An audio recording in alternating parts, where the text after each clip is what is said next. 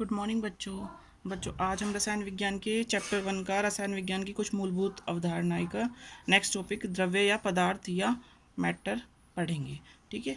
वह पदार्थ जो स्थान घेरता है जिसमें भार होता है तथा जिसका अनुभव हम अपनी ज्ञानेंद्रियों आँख नाक कान जीभ त्वचा से कर सकते हैं द्रव्य कहलाता है। ठीक है। मतलब कि वो चीज़ या वो मैटर जो बच्चों हमारा स्थान घेरता है, जैसे मेज हुआ। मेज हमारा क्या करती है, स्थान घेरती है, तो उसमें भार होता है, तो उसे क्या कहलाते हैं, मैटर या द्रव्य कहलाती है। ठीक है। ठीक है। द्रव्य का वर्गीकरण, क्लासिफिकेशन ऑफ मैटर। ठीक है। इसके दो रूप होते हैं, भौतिक वर्गीकरण और रासायनिक वर्गीकरण। ठीक है बच्चों, जो द्रव्य को वो दो भागों में वर्गीकृत किया गया है,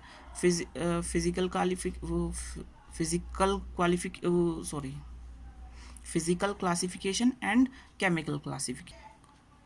ठीक है बच्चों, द्रव्य को हम इस चार्ट के माध्यम से समझेंगे। ठीक है। किस किस में वर्गीकृत किया गया है, वर्गीकरण किया गया है, भौतिक वर्गीकरण, रासायनिक वर्गीकरण। भौतिक वर्गीकरण ठोस द्रव गैस होता है, रासायनिक में शुद्ध पदार्थ और मिश्रण होता है। मिश्रण में भी दो पार्ट में डिवाइड किया जाता है, समांगी मिश्रण और विषमांगी मिश्रण। शुद्ध पदार्थ में भी दो में किया जाता है, तत्व और यौगिक। तत्व को तीन भागों में बांटा गया है, धातु अधातु। ठीक है, धातु अधातु और उपधातु। ठीक है। यौगिक को भी दो भागों में बांटा गया है, अकार्बनिक यौगिक और कार्बनिक यौगिक। तो बच्चों सबसे पहला है हमारा भौतिक वर्गीकरण। भौतिक अवस्था के आधार पर द्रव्य को तीन भागों में बांटा गया है, जैसे ठोस, द्रव तथा गैस। ठोस ठोस क्या होता है, जिसका आकार तथा आयतन निश्चित होता है। ठीक है, ठोस कहलाते हैं। जैसे पत्थर, लकड़ी, मान लिया कोई लकड़ी है तो उसका आयतन भी निश्चित होता है और आकार भी। ऐसा नहीं है कि उसे एकदम से ही दूसरी फॉर्म में बदल दिया जाए। ठीक है। उसके बाद आता है द्रव, ना द्रव्य नहीं, द्रव। ठीक है।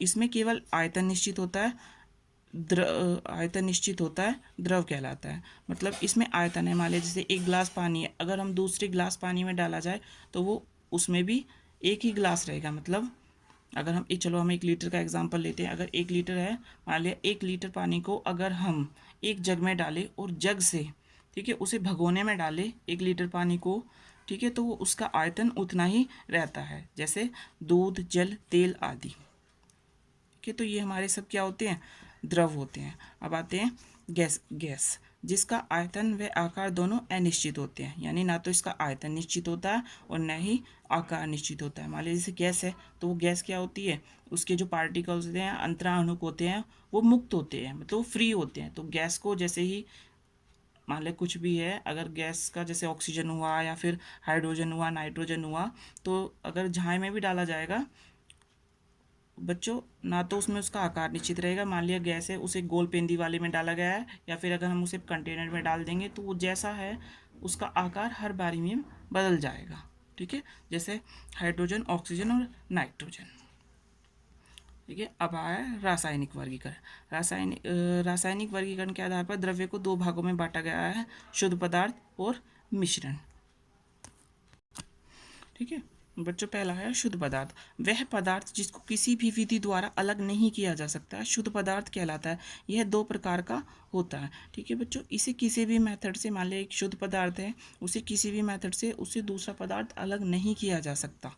ठीक है, इसे हम क्या कहेंगे, शुद्ध पदार्थ। ये भी बच्चों दो प्रकार के होते हैं, तत्व और यौगिक। तत्व जो किसी भी विधि द्वारा दो या दो से अधिक असमान गुण वाले पदार्थों में विभाजित नहीं किए जा सकते। ठीक है, जो तत्व होते हैं वो किसी भी दो या दो से अधिक असमान गुण वाले पदार्थों में विभाजित या बदले नहीं जा सकते हैं, अर्थात उनसे कोई नया अन्य पदार्थ या नया पदार्थ नहीं बनाया जा सकता है, तत्व कहलाते हैं। जैसे कार्बन और सल्फर, क्योंकि वो पहले से ही क्या है, एक फिक्स तत्व है। ठीक है, कार्बन और सल्फर। अब तत्वों का वर्गीकरण, कि तत्वों को किस तरीके से वर्गीकृत किया गया है। तत्वों को बच्चों भौतिक और रासायनिक गुणों के आधार पर तत्वों को भी तीन भागों में बांटा गया है, जैसे कि धातु, अधातु, उपधातु, जैसे हमने पीछे चार्ट के माध्यम से भी समझा था। ठीक है। धातु, धातु क्या होता है, धातु वे तत्व जो सामान्यतः कमरे के ताप पर ठोस में पाए जाते हैं।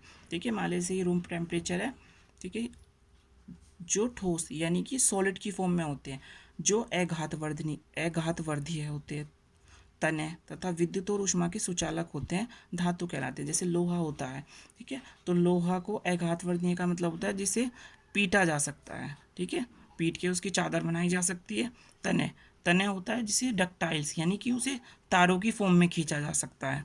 विद्युत और ऊष्मा के सुचालक मतलब जिसमें करंट करंट और ऊष्मा हीट आसानी से फ्लो हो सकती है, क्या कहलाते हैं? धातु कहलाते हैं।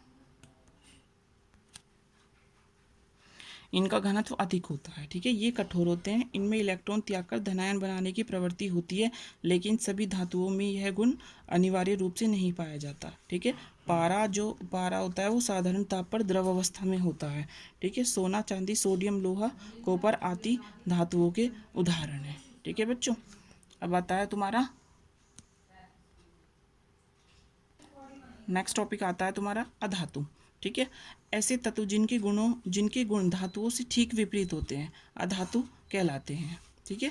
मतलब ये जो इनकी जो क्वालिटीज़ होती हैं वो धातुओं के विपरीत होती है। मतलब कहने का ये होता है कि ये तत्व तीन अवस्थाओं ठोस तथा द्रव में पाए जाते हैं। जो धातु होते हैं वो तीनों अवस्थाओं में पाए जाते हैं, ठीक है। ये न तो अघातवर्धीय होते हैं न ही तनय होते हैं, ठीक है। ना तो इन्हें क्या होते हैं, ना तो इन्हें तारों के रूप में खींचा, ना तो इन्हें पीटा जा सकता है, न ही तारों की फॉर्म में बदला जा सकता है, ठीक है। ये भंगुर होते हैं, मतलब पीटने पर क्या होते हैं, छोटे छोटे पार्ट्स में या टुकड़ों में बिखर जाते हैं, ठीक है। ये इसमें नहीं लिखा है पर आप लिख सकते हो एक्स्ट्रा से। ये ऊष्मा तथा विद्युत के कुचालक होते हैं, ठीक है। यानी कि इसमें करंट आसानी से फ्लो नहीं हो सकता या हीट आसानी से फ्लो नहीं हो सकती ग्रेफाइट को छोड़कर। बच्चों ग्रेफाइट एक ऐसा है जिसमें एक अधातु है जिसमें करंट फ्लो हो जाता है। जो पेंसिल का सुरमा होता है ना, वो हमारा ग्रेफाइट का बना होता है। इनमें इलेक्ट्रॉन को ग्रहण करके ऋणायन बनाने की प्रवृत्ति होती है, यानी कि ये इलेक्ट्रॉन को ग्रहण करके कर लेते हैं और इनमें क्या होता है, नेगेटिव चार्ज बनाने की प्रवृत्ति होती है, जैसे कि सल्फर, कार्बन, ब्रोमीन, नाइट्रोजन आदि। इसके बाद आता है बच्चों उपधातु। ऐसे तत्व जिनमें धातु तथा अधातुओं दोनों के गुण पाए जाते हैं। बच्चों जिसमें क्या धातु, मेटल्स और नॉन मेटल्स, ठीक है, दोनों के ही गुण पाए जाते हैं, दोनों की क्वालिटीज़ मिलती हैं, उनको हम क्या कहते हैं, उपधातु, ठीक है। क्या कहते हैं, उपधातु।